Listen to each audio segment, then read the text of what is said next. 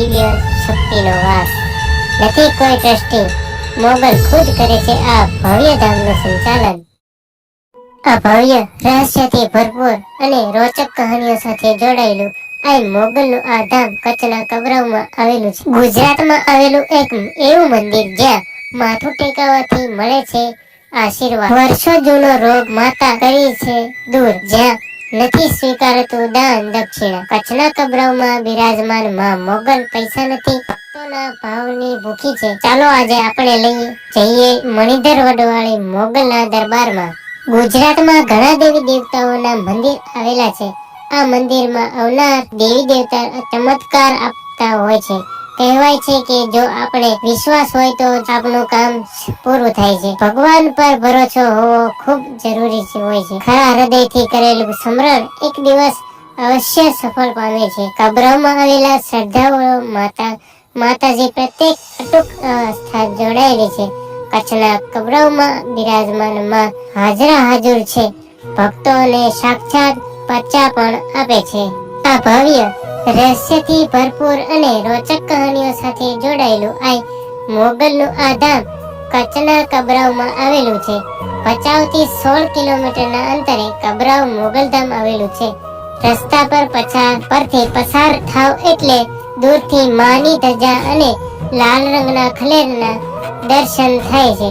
વડવાળી મોગલ એટલે કહેવામાં આવે છે કે કારણ કે માતા વડની નીચે બિરાજમાન છે, માટે માતાના નામથી સાથે વડવાળી મોગલ જોડાયેલું છે.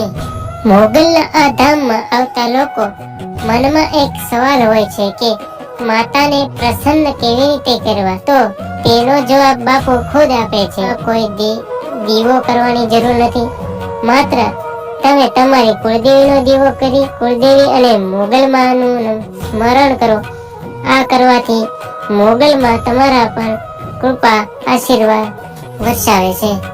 માં મોગલને ગુગળનો ધૂપ ખૂબ જ પ્રિય હોવાથી ગુગળના ધૂપમાં ગાયનું ઘી નાખીને ધૂપ કરો અને માં મોગલના આશીર્વાદ હંમેશા ભક્તો સાથે જ રહે છે.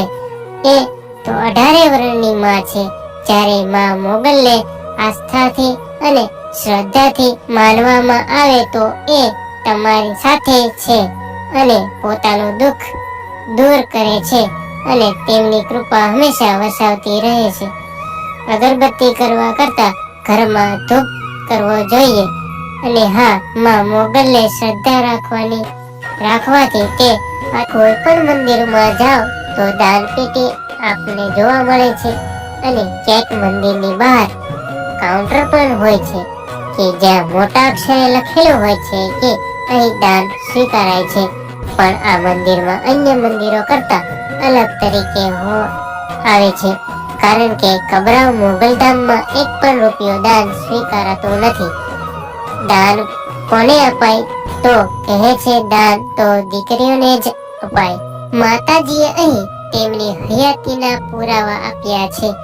માએ નિસંતાનોને ત્યાં ઘોડિયાઓ બંધાવ્યું છે, જેની સાબિતી અહીં દિવાલ પર નાના ભૂલકાઓના ફોટા લગાવવામાં આવ્યા છે. એક ફોટો માના આશીર્વાદથી સાબિત આપે છે કે માઓ કેટલાઓ ખોળાનો ખનાર દીધો ને કેટલાયના ઘરમાં દીકરી રૂપે દીપ પ્રગટાવ્યો. અનેકોને આઈ ગંભીર બીમારીઓમાંથી મુક્તિ અપાવી છે.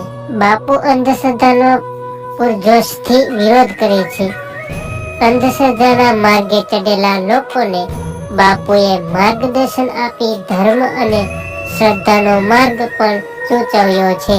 જેથી બાપુએ ન્યૂઝ 18 ગુજરાતી સાથે વાંડીઓ અને ધુતારાઓ પર આકરા પ્રહાર કરવા કહ્યું કે ક્યારેય બલિ ચડાવવાની વાત નથી કરી.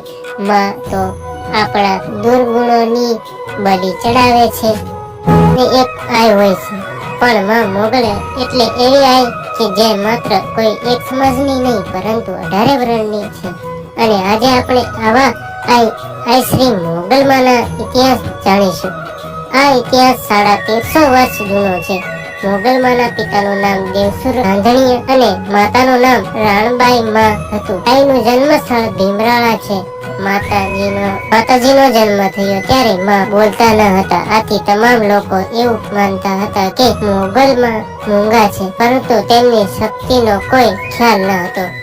મોગલમાના લગ્ન 40 વર્ષની ઉંમરે થયેલા. માં મોગલનું સાસરું એટલે જૂનાગઢના મહેસાણા તાલુકાનું ગોરવિયાળી ગામ. માતાજી તેના ફઈના દીકરા સાથે પરણેલા. ગઢવી સમાજની એક પ્રથા છે કે ફઈ પાછળ ભત્રીજી જાય છે, એટલે કે ફઈના દીકરા સાથે દીકરીના લગ્ન કરવામાં આવે છે. ગાડા ઘોડા પર માની જાન આવી હતી. માને કામમાં 15 જેટલી ગાયો આપી, ભેંસો આપી. સાથે સાથ એ સમયે દીકરી સાથે કામ કરવા બીજી કોઈ છોકરીને મોકલતા તો એ સમયે આઈ વાંજીને માતાજીની સેવા કરવા માટે મોકલ્યા. એ સમયે માના લગ્ન અખાત્રીજના રોજ થયા હતા. પહેલાના સમયમાં અખાત્રીજને શ્રેષ્ઠ મુહૂર્ત માનવામાં આવતું હતું. માતાજીની જાન પ્રસ્થાન થઈ એટલે રસ્તામાં ચારણે માતાજીને ઘણા સવાલ પૂછ્યા, પરંતુ મોગલમાં કંઈ બોલ્યા નહીં. એટલે ચારણે વાંજીને પ્રશ્ન પૂછ્યા. તેથી વાંજી ચારણ સાથે વાતચીત કરવા માંડી અને તમામ પરિચય પણ આપ્યો. આમ વાતો કરતા કરતા જાન આગળ વધી. વાંજીએ ચારણને કીધું કે બાપુ, હું કંઈ જાણું છું. એટલે કવિરાજ બોલ્યા, બેટા તો શું જાણેશ? ત્યારે વાંચીએ અડદના દાણા લઈને ઘા કર્યો અને કહ્યું, જો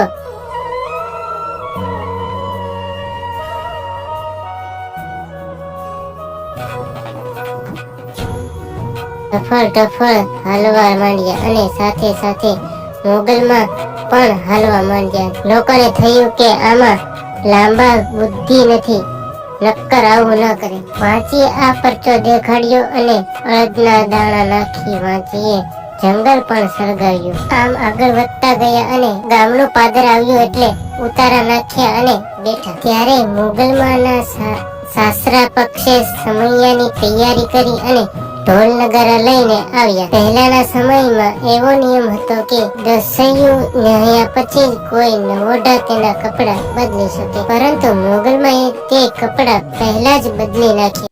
તો મિત્રો, આજનો ઇતિહાસ અહીં સુધી રાખીએ. તો વિડીયો ગમે તો લાઈક, સબસ્ક્રાઇબ, શેર કરી દેજો. આવા નવા વિડીયો જોવા માટે અમારી ચેનલને સબસ્ક્રાઇબ કરો. જય મોગલમાં, જય માતાજી.